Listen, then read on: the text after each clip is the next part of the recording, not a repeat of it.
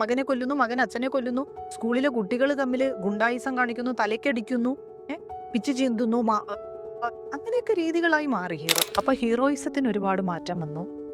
Heroism മാറിയതുപോലെ തന്നെ നമ്മുടെ സ്വഭാവത്തിൽ മാറ്റം വന്നു.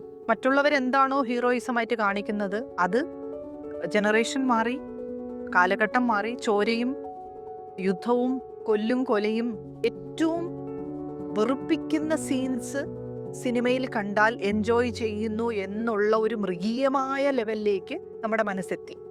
അനുസരിക്കുക എന്ന് പറയുന്നത് എന്തോ ഒരു നാണക്കേടുള്ള ഒരു കാര്യമാണ്. നമ്മൾ ആരെങ്കിലും അനുസരിച്ച് കഴിഞ്ഞാൽ അതെന്തോ ഹീറോയിസത്തിന് കുറവായിട്ടോ, അല്ലെങ്കിൽ നമ്മളൊരു വാക്ക് പറയില്ലേ, നമ്മളെന്തുവാണ് ഒന്നിനും കൊള്ളാത്തത്, അതായി മാറി അനുസരണ എന്ന് പറയുന്നൊരു ശീലം. അപ്പോൾ ദാറ്റ് ഈസ് വെരി ഡേഞ്ചറസ്.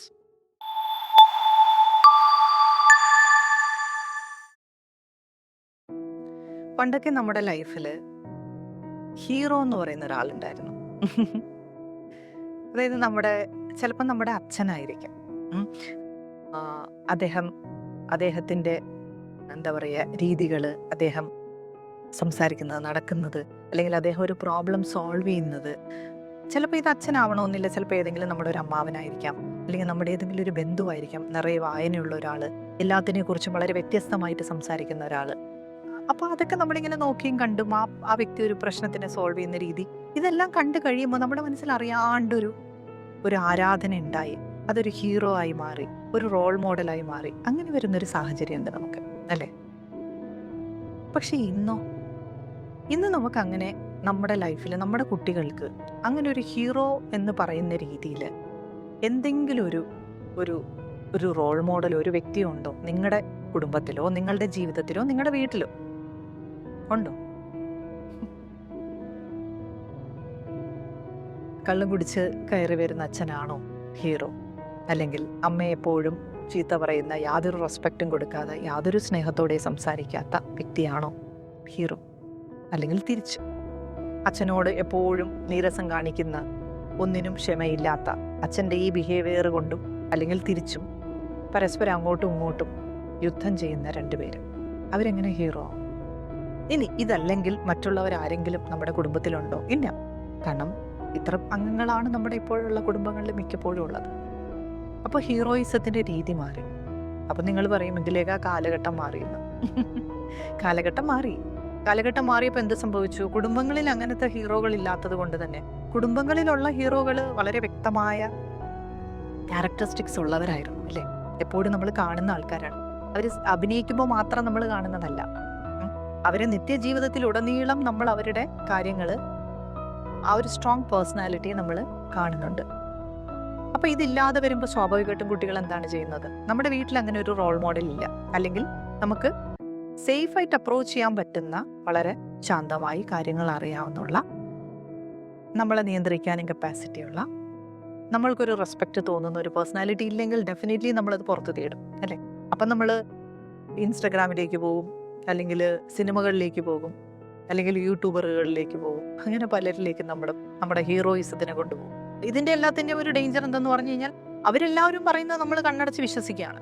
എന്താണ്, അല്ലെങ്കിൽ സിനിമയിലെ ഒരു നായകൻ പറയുന്നതും ഒക്കെ അതായി നമ്മളുടെ രീതികൾ, അല്ലേ?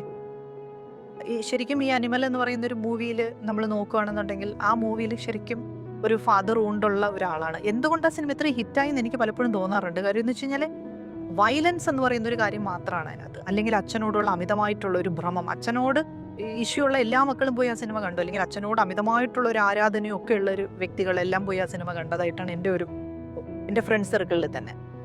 അപ്പോൾ ഈ വയലൻസ് എന്ന് പറയുന്ന ഒരു കാര്യമായി മാറി ഹീറോയിസം. അതായത് ഇപ്പം ശരിക്കും നമ്മളുടെ ഒരു കേരളത്തിൻ്റെ ഒരു രീതി പോകണം. തിരുവനന്തപുരത്ത് തന്നെ അച്ഛൻ മകനെ കൊല്ലുന്നു, മകൻ അച്ഛനെ കൊല്ലുന്നു, സ്കൂളിലെ കുട്ടികൾ തമ്മിൽ ഗുണ്ടായിസം കാണിക്കുന്നു, തലക്കടിക്കുന്നു, പിച്ച് ചീന്തുന്നു, അങ്ങനെയൊക്കെ രീതികളായി മാറി ഹീറോയിസം. അതാണ് ഹീറോ എന്നുള്ള ഒരു ലെവലിലേക്ക്. ശരിക്കും പഴയ കാലഘട്ടങ്ങളിലേക്ക് നിങ്ങളൊന്ന് ആലോചിച്ച് നോക്കും. നമ്മളുടെ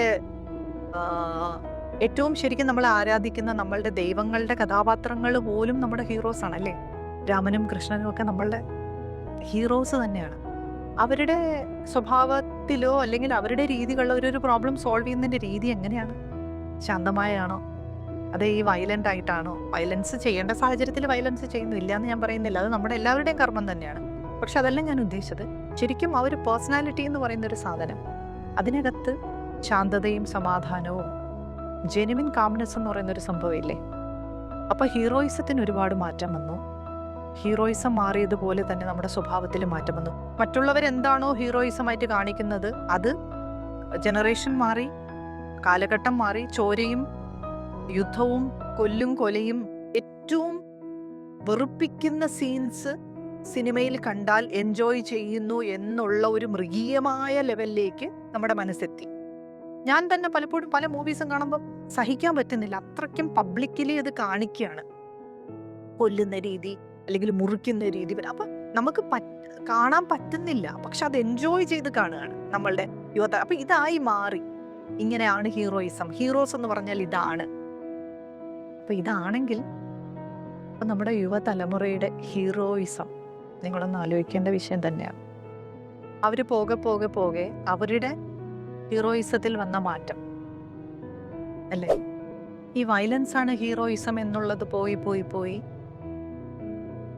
ഞാൻ ആരാധിക്കുന്ന ഹീറോ കാണിക്കുന്നതാണ് പരിപൂർണമായും ശരിയെന്ന് അതിൻ്റെയും പുറകെ പോയി പോയി അവസാനം നെറ്റ് റിസൾട്ട് എന്താണെന്ന് വെച്ച് കഴിഞ്ഞാൽ അനുസരണയില്ലായ്മ. മിക്കപ്പോഴും എൻ്റെ അടുത്ത് പലരും വന്ന് പറയുന്ന ഒരു കാര്യമാണ്, ഇന്നത്തെ കുട്ടികൾ ഒരു രീതിയിലും അനുസരണം എന്ന് പറയുന്നൊരു സാധനമില്ല.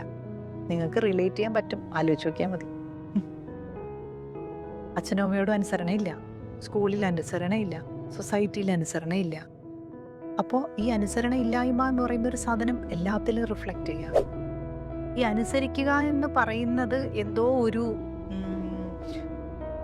നാണക്കേടുള്ളൊരു കാര്യമാണ്. നമ്മൾ ആരെങ്കിലും അനുസരിച്ച് കഴിഞ്ഞാൽ അതെന്തോ ഹീറോയിസത്തിന് കുറവായിട്ടോ, അല്ലെങ്കിൽ നമ്മളൊരു വാക്ക് പറയില്ലേ, അയ്യേ നമ്മളെന്തുവാണ് ഒന്നിനും കൊള്ളാത്തത്, അതായി മാറി അനുസരണം എന്ന് പറയുന്നൊരു ശീലം.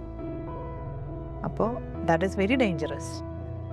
അപ്പോൾ ശരിക്കും പറഞ്ഞു കഴിഞ്ഞാൽ ഈ റോൾ മോഡൽ എന്ന് പറയുന്ന കാര്യവും നിങ്ങൾ ആലോചിച്ച് നോക്കുക. ഈ അനുസരണയില്ലായ്മ റിലേറ്റഡ് ആണ്, ഹീറോയിസം റിലേറ്റഡ് ആണ്. വീട്ടിൽ അച്ഛനും അമ്മയും എന്ന് പറയുന്ന രണ്ട് വ്യക്തികൾ, അവര് ശരിക്കും റോൾ മോഡൽസ് ആണെങ്കിൽ അവരുടെ ജീവിതം കൊണ്ട് കാണിച്ചു കൊടുക്കുകയാണ് സമൂഹത്തിൽ എന്താണ് ശരി എന്താണ് തെറ്റ് എന്നുള്ളത്. അച്ഛനും അമ്മയിൽ നിന്നാണ് മക്കൾ പഠിക്കേണ്ടതല്ലേ? അപ്പം അങ്ങനത്തെ അച്ഛനും അമ്മയാണോ നമ്മളും നമ്മളുടെ ചുറ്റിനും നിൽക്കുന്നവരും ഇന്നത്തെ സമൂഹത്തിൽ ജീവിക്കുന്നവരും? അവരുടെ ജീവിതം കൊണ്ട് അവർ കാണിച്ചു കൊടുക്കണം മക്കൾക്ക് എന്താണ് ശരി എന്താണ് തെറ്റെന്ന്, അല്ലെങ്കിൽ ഒരു പ്രോബ്ലം വന്നാൽ എങ്ങനെയാണ് സോൾവ് ചെയ്യേണ്ടത്, ഇതെല്ലാം അവരാണ് കാണിച്ചു കൊടുക്കേണ്ടത്. അപ്പം അങ്ങനെ നമ്മൾക്കും ഹീറോയിസം അല്ലെങ്കിൽ ഹീറോ ആവാൻ പറ്റുന്നില്ല, അവർക്കും അവർ കാണുന്ന ഹീറോസിൻ്റെ പുറകിലാണ് അവർ. അപ്പോൾ ശരിക്കും അത് ഭയങ്കര ഡേഞ്ചറസ് ആയിട്ടുള്ള ഒരു സിറ്റുവേഷൻ തന്നെയാണ്. നിങ്ങൾ ആലോചിച്ച് നോക്കിക്കഴിഞ്ഞാൽ ഇനിയുള്ള സമൂഹത്തിലും നമ്മൾ ആലോചിച്ച് നോക്കിക്കഴിഞ്ഞാൽ, അല്ലെങ്കിൽ ഇനി പോകെ പോകെ നമ്മുടെ ഫ്യൂച്ചറിലും ഇതിൻ്റെ എത്ര എക്സ്റ്റെൻഡഡ് വേർഷനായിട്ടായിരിക്കും ഇനി വരുന്നതെന്ന് നിങ്ങൾ ആലോചിച്ച് നോക്കും. അതെത്ര ഡേഞ്ചറസ് ആണ് നമ്മുടെ കുട്ടികൾക്ക്. ശരിക്കും അച്ഛന്മാർ വീട്ടിൽ ഒരു ഹീറോ തന്നെയാണ്. മിക്കപ്പോഴും അച്ഛന്മാരത് മനസ്സിലാക്കുന്നില്ല. വളരെ ശാന്തതയോടുകൂടി കാര്യങ്ങൾ ചെയ്യാനും സ്നേഹത്തോടെ അടുത്ത് ചേർത്ത് പിടിച്ച് നിർത്താനും അവർ ഭയക്കുമ്പോൾ അവർക്ക് ധൈര്യം തരാനും, അല്ലെങ്കിൽ ഒരു പ്രോബ്ലത്തിൽ നിന്ന് ഒളിച്ചോടുന്ന അച്ഛനല്ല, അല്ലെങ്കിൽ എല്ലാ റെസ്പോൺസിബിലിറ്റീസ് അമ്മയുടെ തലയിൽ ഇട്ട് കൊടുക്കുന്നതല്ല. അച്ഛനെന്ന് ഞാൻ പറയാനുള്ള റീസൺ, അച്ഛനാണ് ശരിക്കും ഒരു വീടിൻ്റെ ഹീറോ. അപ്പോൾ ഇതെല്ലാം അച്ഛന്മാർ ചിന്തിക്കേണ്ട കാര്യം തന്നെയാണ്. കാരണം ഇനിയും ഇത് നമ്മൾ ആലോചിച്ചില്ല എന്നുണ്ടെങ്കിൽ ഒരുപാട് താമസിച്ചു. Okay, thank you. From healing tree, വൈന്ദുലേഖ.